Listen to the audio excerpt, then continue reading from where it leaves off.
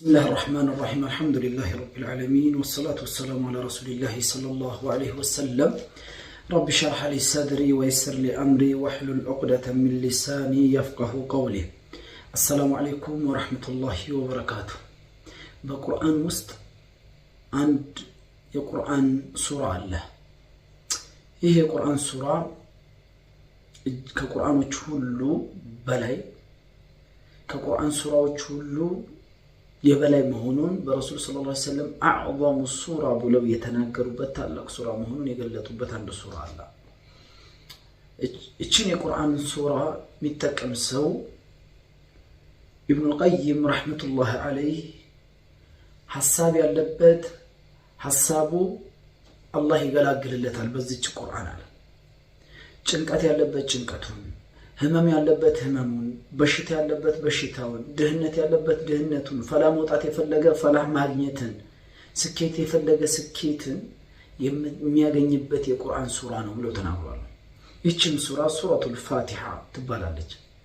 ሱረቱል ፋቲሃ አንድ ቀን ረሱሉ ዐለይሂ ሰላቱ ወሰላም አንድን ሰሃባ ይጠሩታል። ቢጠሩት ያ ሰሃባ መልስ አይሰጥ፣ ቢጠሩት መልስ አይሰጥ። ከዛ በስተመጨረሻ መጣ። ረሱል ሰለላሁ ዐለይሂ ወሰለም አሉት፣ ቅድም ስጠራህ ለምን መልስ አልሰጠህም አሉት። እየጠራሁ እያናገርኩ ለምን ምላሽ አልሰጠህም ሲሉት ያ ረሱላህ አላቸው ዐለይሂ ሰላቱ ወሰላም ሰላት ውስጥ ነበርኩኝ አላቸው። ነብዩ ሰለላሁ ዐለይሂ ወሰለም ቀበል ላደረጉና አላህ በቁርአን ያለውን አልሰማህም ወይ? ያ አዩሃ الذين آمنوا استجيبوا لله وللرسول إذا دعاكم لما يحييكم يتبالون القرآن آية السماء ملاش سيط لله لملكتني وطري ملاش سيط الله لهم ديتني ملاش أرستهني مالوت كذا من النبي صلى الله عليه وسلم بقرآن كذي مسجد كموت بفيت أعظم هنا تعلق هنا يقرآن السورة نقرأ حلوالوتنا النبي صلى الله عليه وسلم ودليل وريقب صحابيو يطبق نبر لك ملكتني صلى الله عليه وسلم كمسجد ليوتو سلطيقاچ يا رسول الله እንዲህ ብላችሁ ነበር اعظم سوره ታላቅ ሱራን እነግራለሁ ብላችሁ ነበር እየጠበቅኳችሁ አላችሁ። ነብዩ ሰለላሁ ዐለይሂ ወሰለም አሉ አልহামዱሊላሂ ረቢል ዓለሚን አሉት። ሱረቱል ፋቲሃ ታላቅ ሱራ ነው። ሱረቱል ፋቲሃን ሰሃቦች ለተለያዩ ነገራቶች መድኃኒቶች ወላ ተጠቅመውታል። የተወሰኑ ሰሃቦች በአንድ መንገድ ላይ የሄዱ የሆኑ ጎሳዎች ጋር ቀረቡ። እንግድነትን ጠይቁ፣ እንግዳዎችንን አሳርፉን እንረፍ እናንተ ጋር ጧት ተጓዦችንን አሉ። ያ ማህበረሰብ ያ ጎሳ እንቢ አሏቸው። እናሳድርም እንግድነቶቻችንም አንቀበልም አሏቸው። የዚህን ጊዜ ሰሃቦች ፈቀቅ ብለው ቁጭ አሉ። የጎሳው መሪ የሆነው ግለሰብ በዛ ሌሊት ላይ በእባብ ተነደፈ። ምንም ነገር ቢያደርጉለት ከዛ ነገር ሊድን አልቻለም። የዚህን ጊዜ የጎሳው ማህበረሰብ ወይንም ጎሳ ውስጥ ያሉት የተወሰኑ ሽማግሌዎች መጥተው ሰሃቦችን አናገሩ። አሚራችን የጎሳው መሪ ተነድፏል፣ እናንተ ጋር ራቂ ካለ ህክምና ማድረግ የሚችል ሰው ካለ ህክምና ቢያደርግልን አሉት። አንደኛው ሰሃቢ ብድግ አለና እኔ ማድረግ እችላለሁ አለ። አድርግልን አሉ። አላደርግም አላቸው። ምክንያቱም እንግድነትን ስለከለከሏቸው። እንግዳ በእስላም ትልቅ ቦታ አለው።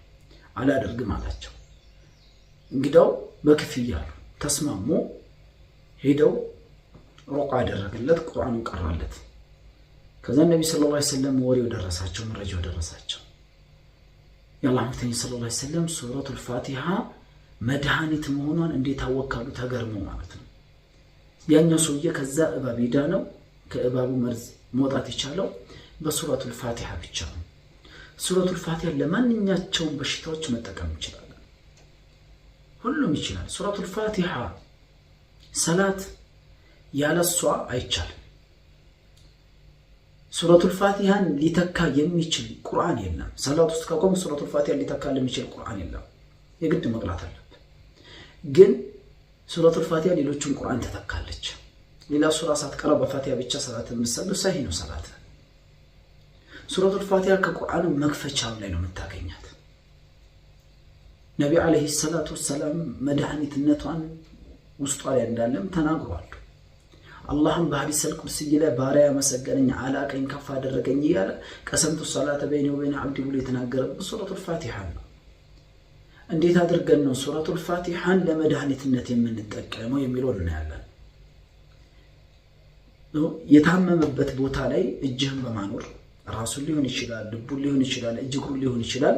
ሰውየው የሚሰማው ቦታ ላይ እጅህን ታኖርለታለህ፣ ፋቲሃን ትቀራለታለህ፣ ደጋግመህ ትቀራለታለህ። አንተ ዘንዳ የቂን ካለ ወላሂ ሰው ይድናል። አንተ ዘንዳ ሸክ ካለ ግን አይድንም። ምክንያቱም ቁርአን የቂን ይፈልጋል፣ ከእምነት ጋር የተያያዘ መድኃኒት ስለሆነ ማለት ነው። የቂን አድርገህ የምታደርግለት ከሆነ በሱረቱል ፋቲሃ ትድናለህ። ኢብኑል ቀይም ረሕመቱላህ ዐለይህ አንድ የሚገርም ታሪክ ይናገራሉ ከሱረቱል ፋቲሃ ጋር በተያያዘ። አንዴ እጄ ዛለ ወይም አልታዘዛልኝ ሽባ እንደመሆን ነገር ሊከዳ ይጀምራሉ። አይ በዘምዘም ውሃ ሱረቱል ፋቲሃን ሁሌ እየጠጣው ከዛ በሽታ ዳንኩኛሉ። ካንሰር ካለብህ ቅራበት፣ ራስ ህመም ካለብህ ቀርተህ ታጠብበት፣ መውለድ ማትችል ከሆነ ቅሪና ጠጭ ታጠቢበት። ለተደጋጋሚ ጊዜ አድርግ። ቢኢዝኒላህ ተዓላ በዶክተር ያንተ የማይድኑ የተባሉት በሽታዎች አላህ በሰጠን በትንሽ መንገዳቶች ውስጥ ያን ነገር ማክሸፍ እንችላለን።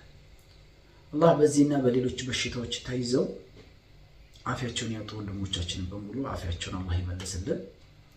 እኛንም ቁርአንን ሀያታችን፣ ኑሯችን፣ መሞቻችንም አላህ ያደርግልን። በቁርአን ኖረን በቁርአን ምንሞት ስራችንን በሙሉ አላህ ያደርግልን።